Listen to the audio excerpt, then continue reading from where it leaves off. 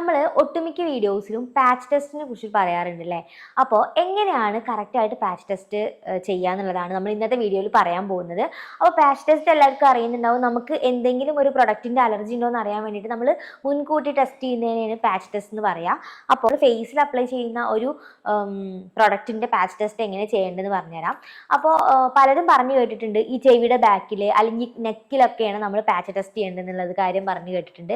പക്ഷെ നമ്മുടെ ചെവിയുടെ ബാക്കിലെ സ്കിന്നാണെങ്കിലും നെക്കിലെ സ്കിന്നാണെങ്കിലും ഫേസിലെ സ്കിന്നിനെ അപേക്ഷിച്ചിട്ട് ഒരുപാട് ഡിഫറെൻ്റ് ആയിട്ടുള്ള ഒരു സ്കിന്നാണ്.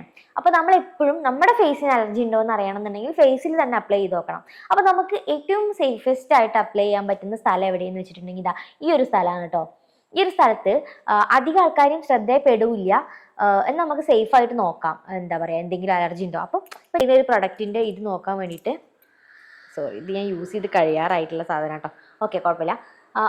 ഇവിടെ ഒരു ഡ്രോപ്പ് ഇവിടെ നമ്മളൊരു ഡ്രോപ്പ് ഒറ്റിക്കുന്നുണ്ട്. എന്നിട്ട് ജസ്റ്റ് ഒന്ന് ഡാബ് ചെയ്ത് കൊടുക്കുക കേട്ടോ. ഇങ്ങനെ ഒരു 2-3 ഡേയ്സ് അല്ലെങ്കിൽ ഒരു 3 to 7 ഡേയ്സ് നമ്മൾ നോക്കാം. ഈ ഒരു ഭാഗത്ത് മാത്രം നോക്കാം.